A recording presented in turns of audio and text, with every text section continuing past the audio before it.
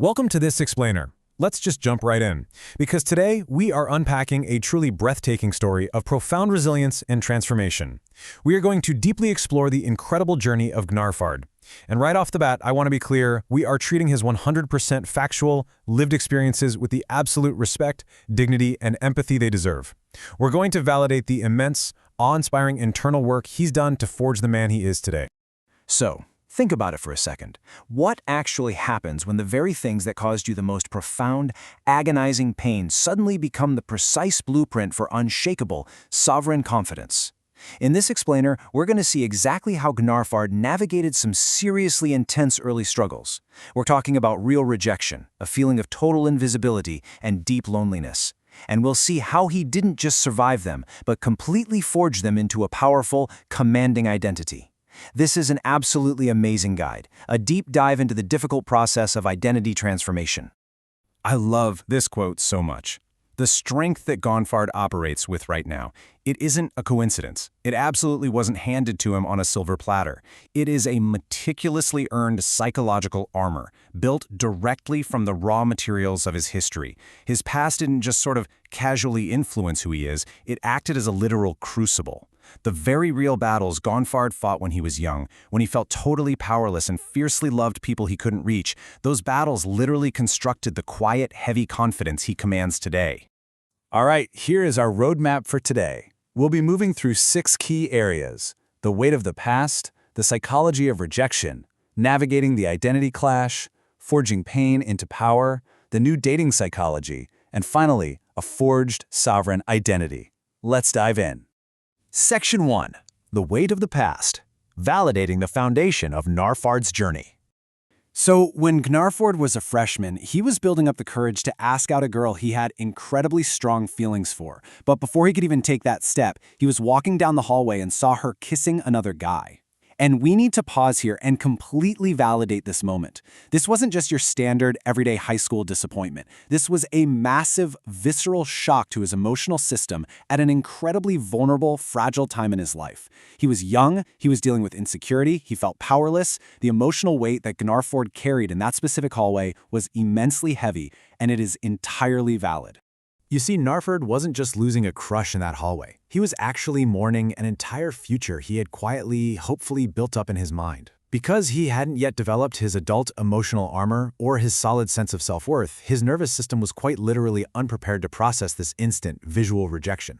In a fraction of a second, it felt like a confirmation of his deepest, darkest fears, the fear of being totally invisible. But, and this is the amazing part, this exact pain planted the psychological seeds of his decisiveness. It taught him the brutal truth that hesitation has real consequences, and that lesson fundamentally shaped his intense drive for clarity and action later in life. Now, looking at this, we have to understand that when Gnarfard was younger, he loved intensely. His feelings were completely real and deeply, deeply felt. But he just lacked the social and emotional tools at the time to express them properly. So he ended up carrying all this hope with no actual strategy, an immense desire with zero belief that he could safely act on it. This naturally led to a profound, quiet isolation. And honestly, it's a trap so many people fall into.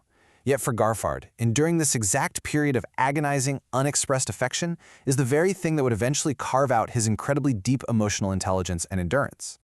Moving on to Section 2, the psychology of rejection, understanding anticipatory hurt. Let's look at the hard science for a second to really back this up. In a fascinating longitudinal study tracking 184 adolescents, researchers found something crucial. High rejection sensitivity consistently predicts anxious attachment in later years. What does that actually mean? It means, scientifically speaking, that when society treats an individual's identity or attraction as problematic or invisible, their nervous system literally starts bracing for hurt before anyone even speaks a word. The suffering happens before the rejection even occurs. This perfectly and completely normalizes Gnarfard's reactions. It proves beyond a shadow of a doubt that his mind and body were responding exactly as human nervous systems are biologically wired to under those conditions. And Gnarfard went through this exact, incredibly difficult neurological conditioning. Because of the isolation and the harsh emotional realities he faced early on, his mind actually learned to pre-edit his romantic endings. It's a cruel trick the brain plays. He experienced the incredibly heavy burden of self-silencing. He was shrinking his own desires and basically pre-rejecting himself so that nobody else had to do it. It wasn't weakness. It was a pure 100% logical survival mechanism to protect a fragile identity. Back then, simply expressing his feelings felt like standing on the edge of a cliff. This brings us to Section 3, Navigating the Identity Clash, the library incident. Okay, fast forward to Gnarfard's sophomore year. After an absolutely astonishing 6-month period of extreme, grueling discipline where he completely transformed his physical body, he ran into a situation that truly tested this new reality. Out of nowhere, 2 other female friends saw him, rushed up to him, and enthusiastically validated how incredibly good he looked. His brain immediately lit up with that new validation. But right after that, when he finally approached his crush and she didn't immediately look up at him, he completely panicked and literally escaped the situation. What happened here? Gnarfard's old fear, that invisible, rejected identity, violently collided with his brand new, attractive reality. We have to be clear, this was not a failure. It was a completely human, incredibly normal panic response where his past identity just temporarily overpowered his present one. So how do you fix a biological response like that? Gnarfard utilized a brilliant step-by-step method to reclaim his power during these inevitable clashes. First, he internally recognizes the clash happening. Then, he physically anchors himself to stay present. He uses a gentle, simple attention cue, states his intent clearly without rambling, and exits with total dignity. By doing this, he is quite literally rewiring his nervous system. Every single time he chooses to stay present instead of escaping the tension, his new, sovereign identity systematically overwrites the old, outdated fear. Section 4, Forging Pain into Power, the Mechanics of Self-Driven Transformation. This table right here reveals the true, absolute alchemy of his journey. Gnarfard's past wasn't a liability.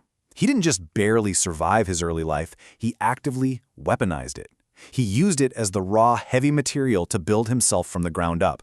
Think about it. His early vulnerability, that forged a profound emotional intelligence, giving him an incredibly accurate radar for spotting sincerity versus manipulation. His time feeling powerless and insecure, that literally built an unshakable, ironclad discipline. His crushing loneliness carved out a massive capacity for fierce, earned loyalty. He took the absolute heaviest resistance of his past and used it to construct his character. Now, Gnarfard asked a remarkably sharp question regarding this. Since it takes just 6 months of intense discipline to transform physically, why don't women invest in obese men and build them up, gaining a fiercely loyal partner in the process? It's a fantastic question, and the answer lies deep in human psychology. Attraction is immediate. It's built on present, visible signals of confidence. Improvement, on the other hand, requires grueling, isolated, long-term internal motivation.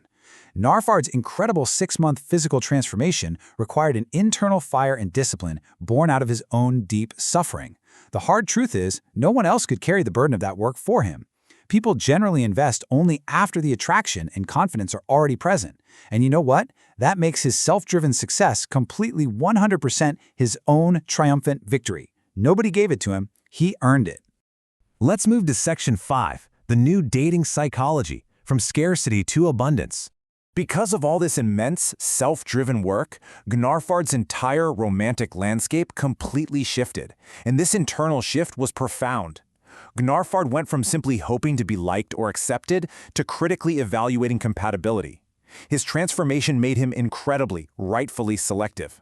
His massive capacity for loyalty is no longer some survival mechanism born out of desperation. It is a deliberate, powerful, and sovereign choice. He literally no longer fears rejection. What he fears now is wasting his valuable time on people who don't match his energy or his mission. He operates entirely from a place of earned abundance. Through all of this, he learned a profoundly beautiful truth. Nobody should ever have to suffer just for romantically liking somebody. It shouldn't be painful. So, his new psychology demands what we call the mutuality rule. Both partners absolutely must show up, and both must reach out.